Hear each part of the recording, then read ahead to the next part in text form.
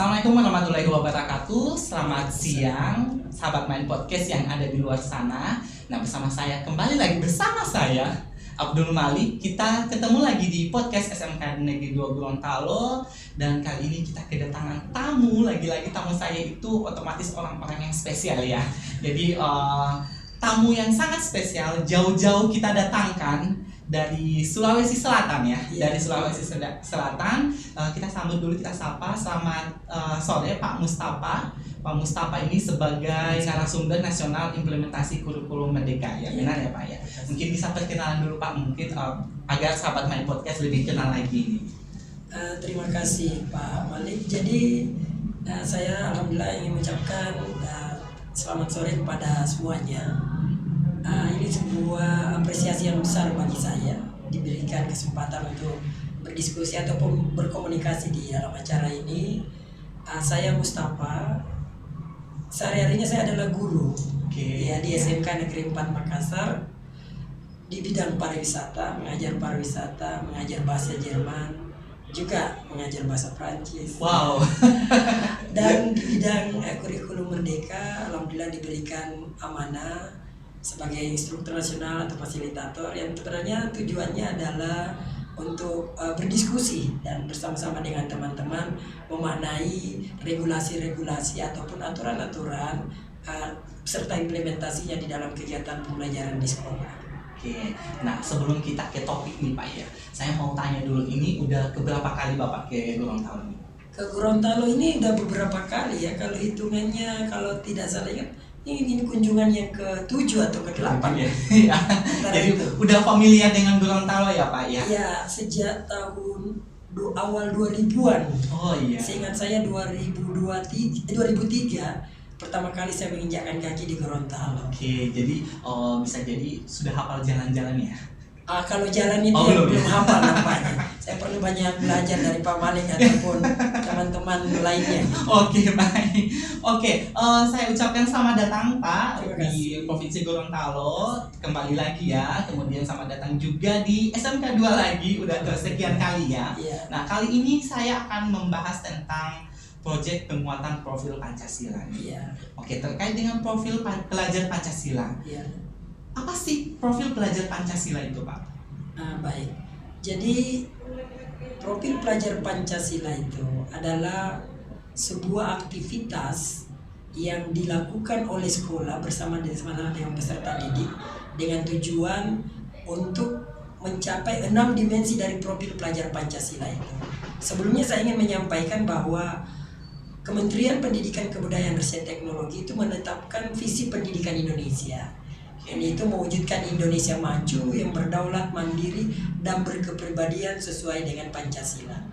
Turunannya itu diterjemahkan dalam bentuk sebuah alur dimensi yang disebut dengan dimensi profil pelajar Pancasila yang meliputi 6 hal. Yang pertama beriman, bertakwa, dan berakhlak mulia. Yang kedua adalah berkebinekaan global. Ketiga bergotong royong. Keempat kreatif. Kelima bernalar kritis, dan yang keenam adalah mandiri. Jadi kalau teman-teman pemirsa podcast ini pernah mendengar istilah penguatan pendidikan karakter atau ada 18 karakter pada kurikulum sebelumnya, ini sebenarnya adalah penguatan terhadap hal-hal tersebut dalam bentuk yang dinamai dengan profil pelajar Pancasila. Oke. Jadi ada 6 dimensi ya yang harus dicapai dalam profil pelajar Pancasila. Nah, untuk dalam P5 ini ada yang dikenal dengan istilah P5, P4, P3. Nah, perbedaannya itu apa Pak? Jadi sebelum masuk ke sana, menambahkan tadi yang mengenai profil pelajar Pancasila. Kalau ditanya nantinya, tamatan SMK 2 Gorontalo gimana sih profilnya? Maka profil yang kita dahulukan adalah profil pelajar Pancasila ini. Tanpa mengesampingkan kompetensi atau hard skill yang dimiliki oleh anak-anak kita sesuai dengan program keahliannya. Di dalam pelaksanaannya, profil pelajar Pancasila itu sendiri kalau disingkatkan menjadi P3. Profil pelajar Pancasila. Berarti maknanya seperti yang saya sebutkan tadi. Lalu ada aktivitas atau langkah yang dilakukan sekolah yang didorong oleh kementerian kita disebutnya penguatan profil pelajar Pancasila. Artinya bagaimana kita warga sekolah memaknai bagaimana menguatkan profil pelajar Pancasila itu. Di dalam framework besarnya itu, penguatannya itu dilakukan dalam 3 cara. Melalui guru-guru pada saat mengajar yang mata pelajarannya sendiri, disebutnya intrakurikuler. Iya. Melalui teman-teman pembina kesiswaan atau pembina OSIS melalui kegiatan ekstrakurikuler. Dan khusus untuk P5 sendiri ada kegiatan yang disebut dengan proyek penguatan profil pelajar Pancasila. Jadi kalau ada peristilaan P3, P4, P5, ya itu adalah apa yang saya paparkan tadi, tapi arahnya adalah kepada mewujudkan tamatan yang memiliki atau memaknai, mengaktualisasikan 6 dimensi profil pelajar Pancasila dalam kesehariannya. Oke Pak, jadi ada perbedaan antara P3, P4 dengan P5 ya. Jadi kalau P3-nya itu yaitu tentang profil pelajar Pancasila. Kalau P4 itu bagaimana cara kita untuk menguatkan lagi tentang pelajar Pancasila-nya. Dan harus dibuktikan dengan proyek ya. Seperti itu ya. Salah satu adalah upayanya adalah melalui proyek penguatan. Yang endingnya sebenarnya mewujudkan budaya sekolah. Budaya sekolah kita yang mana kita bisa melihat mulai dari kebijakan dan lain sebagainya, guru-guru dan sampai murid-muridnya memaknai 6 dimensi tadi dan mengaktualisasikannya. Nah, mengapa perlunya adanya proyek penguatan profil pelajar Pancasila, Pak? Wah, ini pertanyaan bagus sekali nih. Kayaknya Pak Malik ini bisa menjadi orang penting juga ya. Amin, amin. Kenapa perlu? Sebenarnya kita melihat gini. Kenapa perlu? Karena dalam kenyataan murid-murid ataupun tamatan sekolah, misalnya karena kita di SMK, tamatan SMK itu kan akan ke dunia kerja. Ya, di dunia kerja itu tentu perubahannya sangat dinamis, sangat cepat dalam konteks hard skill.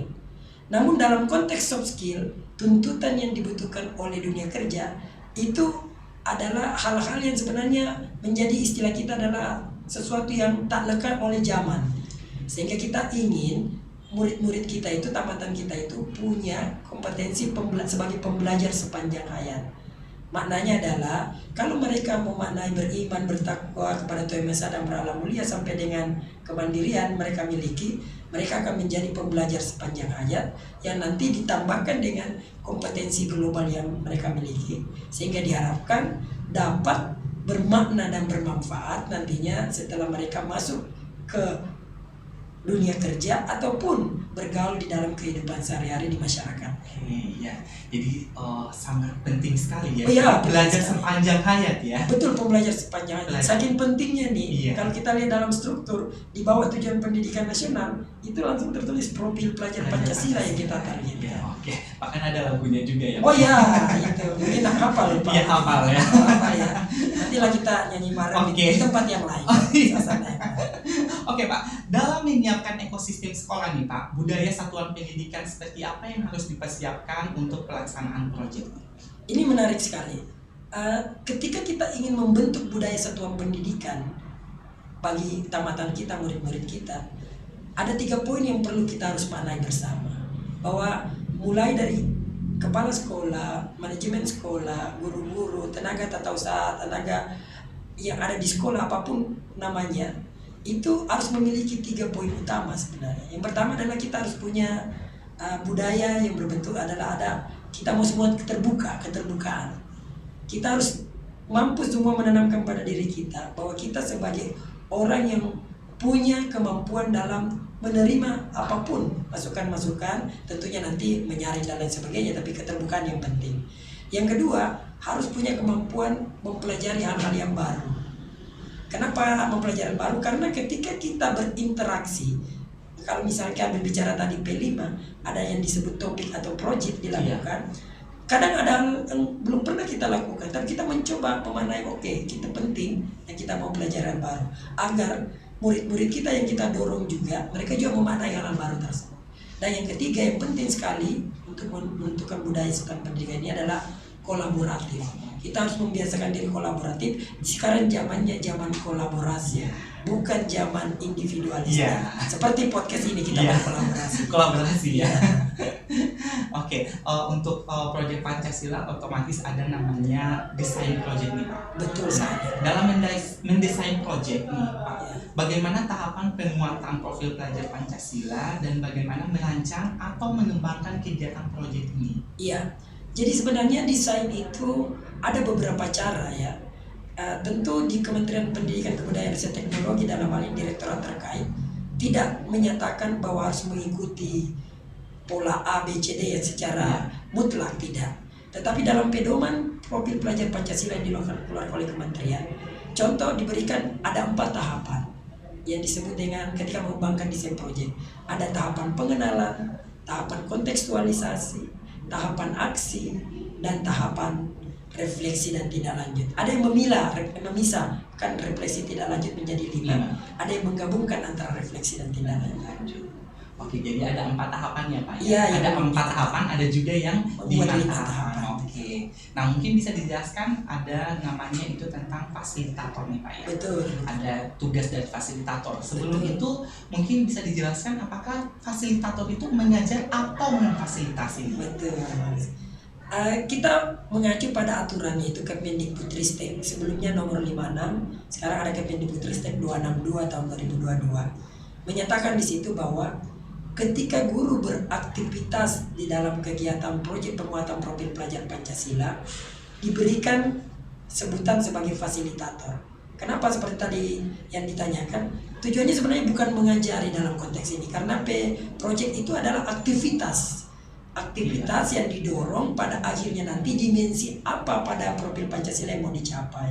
Sehingga guru itu adalah memfasilitasi. Jadi mohon teman-teman guru yang nantinya diberikan amanah oleh sekolahnya sebagai fasilitator, tugas kita itu memfasilitasi. Artinya murid-murid kita itu menjadi pusat di situ. Peran mereka itu sebagai pusat. Jadi kita itu holistik bersama. Tapi pusatnya tetap pada peserta didik. Biarkan peserta didik melakukan kontekstualisasi dan biarkan mereka melakukan eksplorasi. Oke, jadi ada juga di sekolah itu yang disebut dengan fasilitator. Betul. Ada juga yang disebut dengan koordinator. Waduh, kayaknya tahu semua ini masalah pilihan di bawah. Nah, koordinator itu tugasnya apa Pak? Jadi sesuai dengan Kemendikbudristek, jikalau sebuah sekolah merasa bahwa kegiatan yang dilakukan oleh fasilitator, yang mana fasilitator ini sebagai contoh di SMK itu terdiri dari 10 mata pelajaran yang ada di kelas 10. Guru-gurunya ini saling berkolaborasi jadi fasilitator sesuai dengan proyek nanti yang akan dilakukan. Maka sekolah dapat menunjuk yang disebut koordinator. Jadi ini tergantung keputusan pimpinan sekolah, perlu tidak ada koordinator. Ketika ada yang ditunjuk koordinator, maka koordinator itu memiliki 3 tugas dan fungsi menurut Kemendikbudristek. Pertama tentu merencanakan pelaksanaan proyek. Yang kedua adalah mengawasi jalannya proyek. Yang ketiga membuat laporan. Konsekuensi dari tugas ini, maka koordinator itu dihargai 2 jam pelajaran per kelas. Jadi 2 jam pelajaran per kelas diakui oleh Dapodik sebagai penghargaan terhadap aktivitas yang dilakukan. Oke, jadi untuk jadi ada masing-masing tugas ya antara fasilitator. Nah, fasilitator otomatis dia semua guru ya Pak ya? Semua guru, yang dimaksud semua guru di sini gini.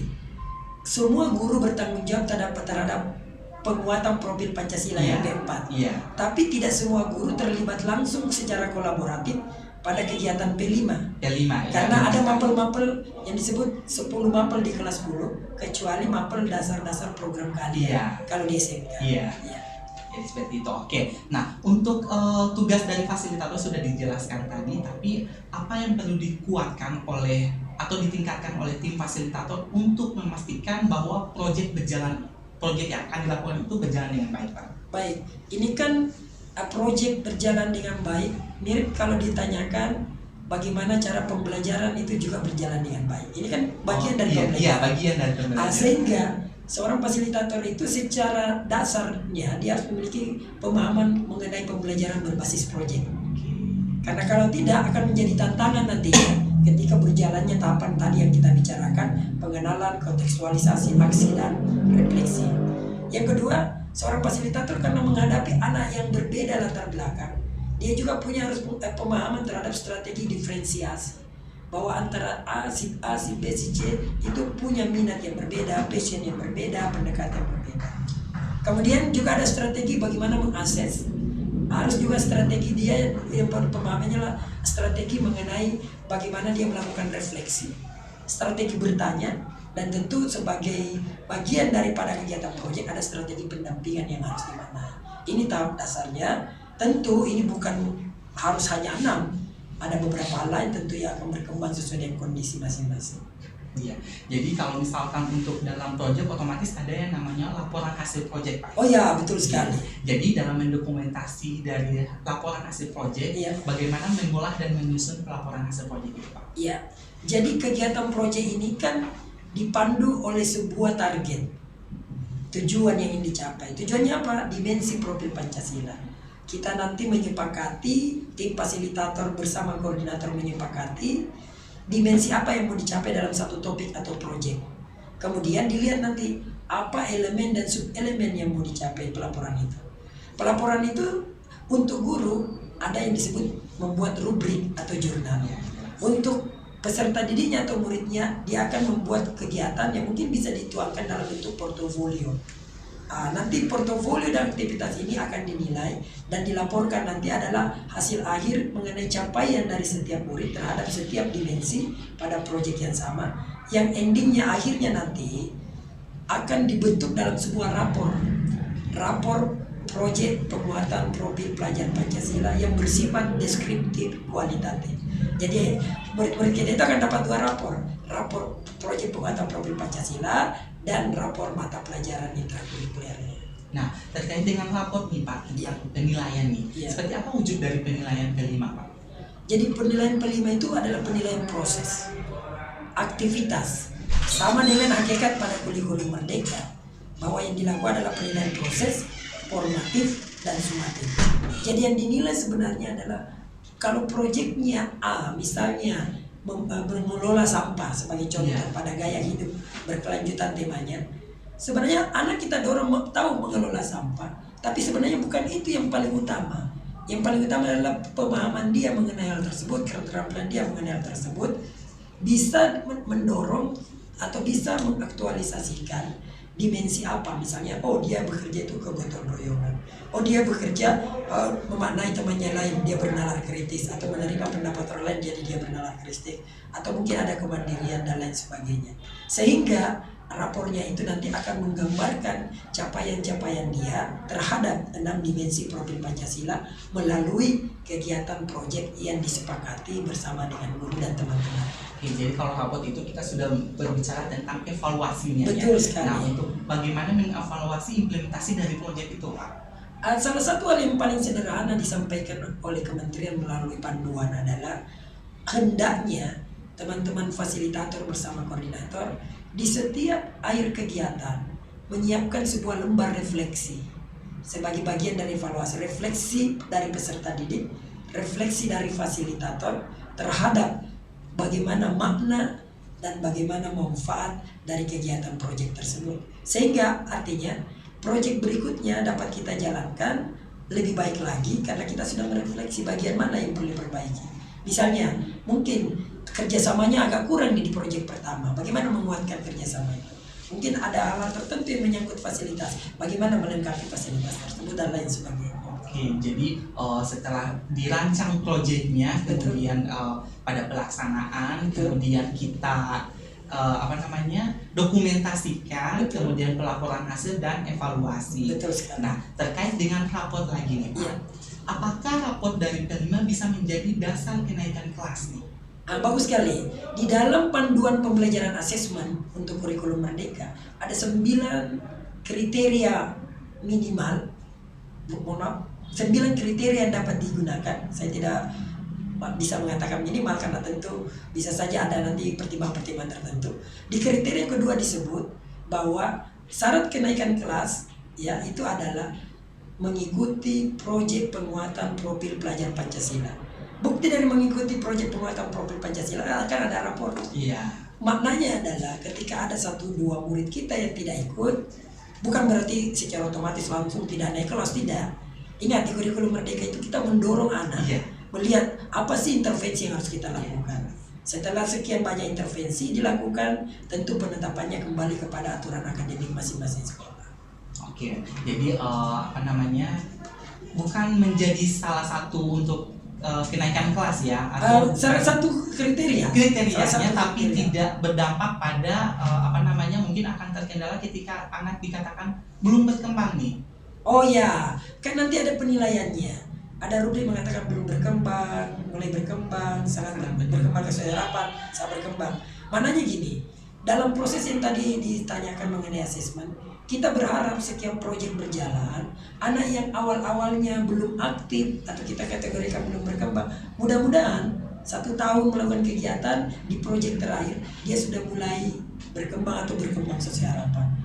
Ya, tentu kita sangat yakin dan sangat percaya sebagai guru bahwa kalau intervensi kita lakukan dengan baik, pendekatan kita lakukan dengan baik, akan ada perubahan pada murid-murid kita. Ya. Nah, jadi untuk kelima itu jadi akan diharapkan anak-anak itu kita semua itu harus berkembang ya Pak ya. Iya, diharapkan. Diharapkan. Ya, idealnya adalah berkembang sesuai harapan. Idealnya, upayanya gitu. Nah, apakah juga P5 atau penerapan P3 juga memiliki dampak di rapot satuan pendidikan Pak? Ya, terima kasih, ini baik sekali. Secara langsung nilai kualitatif pada kegiatan P5 itu kan akan terimplementasi dan terdokumentasi pada rapor P5. Sedangkan pada rapor mata pelajaran intrakurikuler, mapel-mapel yang kita sebut misalnya pendidikan agama dan seterusnya, itu kan nanti akan ada 2 bentuk. Mereka ada angka skor dan ada deskripsi. Tapi yang ingin saya sampaikan, deskripsi di sini adalah deskripsi pada kemampuan murid secara utuh sebagai kompetensi, bukan khusus membicarakan sikap pada rapor yang intrakurikuler. Karena sikap perilaku yang kita arahkan ke dimensi sudah kita dorong pada P5. Jadi secara langsung tidak tertulis mengenai capaian mereka khusus sikap, karena kita berbicaranya pada rapor akademiknya adalah kompetensi apa yang dimiliki utuh. Kompetensi itu adalah gabungan antara sikap, pengetahuan, dan keterampilan. Tidak dipilah-pilah seperti kurikulum sebelumnya. Iya. Ada nilai pengetahuan, ada nilai keterampilan, ada nilai sikap. Tidak seperti itu. Jadi. Nah, untuk harusnya ini pertanyaan saya lemparkan di awal ya. Ya. Untuk pemilihan tema nih Pak. Ya. Pemilihan tema untuk tema wajib dan tema pilihan. Bagaimana pemilihan tema yang baik untuk satuan pendidikan? Acuan pemilihan tema itu dimulai dulu dengan pertanyaan-pertanyaan kerisauan dan kegamangan apa yang kita lihat pada perilaku murid. Contoh, kita melihat ternyata beberapa murid kita atau ada sebagian dari murid kita yang belum memaknai pentingnya menjaga kebersihan misalkan.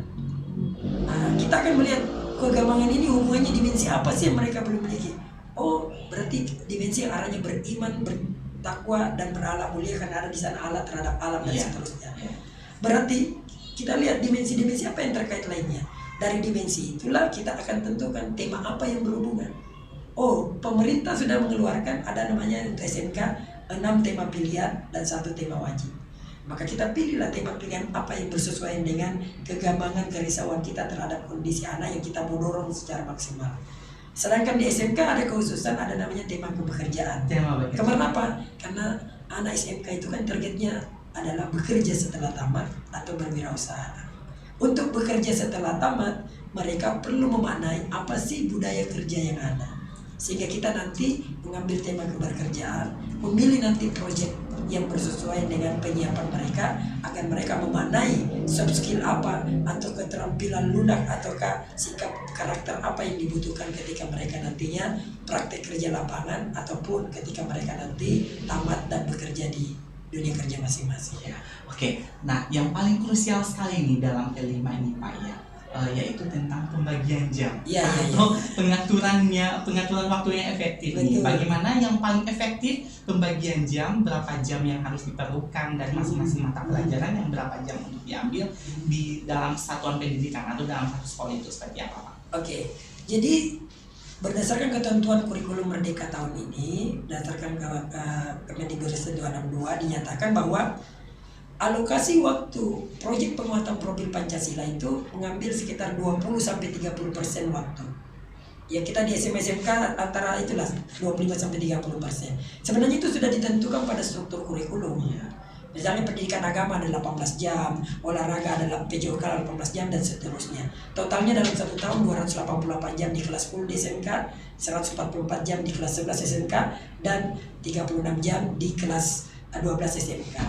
Nah, nanti inilah akan diatur secara internal oleh sekolah sesuai dengan kondisi. Termasuk misalkan kalau ada yang bertanya, bagaimana menjadwalkan per hari kah, per minggu kah, per semester kah? Dikembalikan ke sekolah, ada pilihan, boleh per hari, boleh per pekan ada 1 hari, boleh 5 pekan jalan kemudian 1 pekan P5, boleh 1 semester 15 pekan jalan, 3 pekan terakhir adalah P5 dan seterusnya. Ya, jadi dikembalikan ke sekolah masing-masing ya Pak ya? Itu disebutnya kemerdekaan. Kemerdekaan, ya kurikulum merdeka. Iya, kan kurikulum merdeka, sekolahnya merdeka, Iya. gurunya merdeka, peserta didiknya merdeka. Harus merdeka ya Pak ya? Harus merdeka. Seperti podcast ini kita merdeka. Kita harus merdeka juga nih. Oke, sangat menarik sekali. Saya rasa kalau misalnya kita pembahasan tentang P5 itu waktunya agak panjang ya. Kita butuh Iya, waktu. betul. Cuma ya mungkin batasan waktu yang kita miliki sekarang ini mungkin sudah tinggal sedikit lagi nih. Iya. Nah, jadi untuk P5 itu menurut saya sangat-sangat menarik dan sangat menariknya itu pada saat sudah di projectnya nanti. Betul sekali. Akan lama ya Pak ya? Ramai, apalagi ending projectnya ramai sekali. Oke, ya itu. Jadi akan mungkin kita akan mengundang sekolah-sekolah lain nih. Boleh. Kita pamerkan nih, Iya. nih hasil proyek anak-anak kita, nih hasil proyek P5 kita. Jadi seperti juga bisa menjadi salah satu promosi sekolah juga ya. Betul. Nah, baik Pak, untuk yang terakhir nih Pak ya, tadi padahal yang udah terakhir. Iya. Dan ini untuk bagaimana penguatan nih Pak, pesan untuk Bapak kepada guru-guru di luar sana atau stakeholder atau sekolah nih untuk penguatan betapa pentingnya di P5 ini, dan jangan menganggap bahwa P5 hanya sebagai permainan mungkin, atau hanya sebagai lomba yel-yel mungkin ya. Nah, betapa pentingnya P5 Pak? Ya, ada 3 poin yang ingin saya sampaikan sebenarnya. Poin pertama secara filosofisnya adalah bahwa kita memaknai bahwa apa yang saya ajarkan, teman-teman ajarkan sebagai guru di kelas, itu kan tidak semuanya akan tetap ada pada masa anak kita akan mengimplementasikannya setelah tamat. Kalau berbicara keterampilan, apalagi IT, berkembangnya begitu cepat. Iya. Tetapi ada hal yang akan bertahan sepanjang hayat, yang disebut dengan sikap, karakter yang baik, dan lain sebagainya, yang kita sebut sekarang dengan 6 dimensi profil pelajar Pancasila. Itu yang pertama adalah betapa pentingnya, bahwa kita harus ingat bahwa ini yang penting dimiliki anak kita. Jangan kita jadikan ini, karena kalau ininya beres, istilah orang-orang yang bijak, kalau sikap karakternya baik, dapat kerjanya mudah. Oke. Kerjanya baik dan lain-lain. Poin yang kedua, teman-teman nanti yang mengajarkan sebagai fasilitator, bukan mengajarkan, memfasilitasi sebagai fasilitator, mengkoordinasi sebagai koordinator, tolong dimaknai bahwa ini adalah kita punya peran yang sama. Ini adalah holistik, berpusat pada peserta didik, berikan mereka secara kontekstual dan eksploratif. Apa maknanya? Seperti tadi, ini tidak dijadikan sebagai rutinitas belaka, apalagi dianggap ini nambah-nambahin lagi kesibukan. Tidak. Target akhirnya adalah membentuk karakter yang baik pada murid kita. Dan yang ketiga, perlu kita maknai juga bahwa ini adalah wahana untuk memberi ruang kepada murid-murid kita. Ruang. Karena murid-murid kita itu kita akan dorong memiliki komitmen, kemandirian, konsistensi, dan 3 hal ini perlu ruang yang disiapkan oleh sekolah. P5 inilah ruang. Jadi jangan sampai ruang ini kita sendiri yang tidak menyiapkan sebagai sebuah ruang yang positif. Ya, jadi jadikan ruang positif, bermanfaat, karena endingnya bisa dibuat namanya perayaan proyek. Iya. Perayaannya boleh ada seminar, boleh ada pameran, boleh ada perayaan, apapun namanya sesuai dengan kondisi sekolah masing-masing. Iya, jadi benar sekali, sangat menarik ya pembahasannya kali ini kita Pak ya.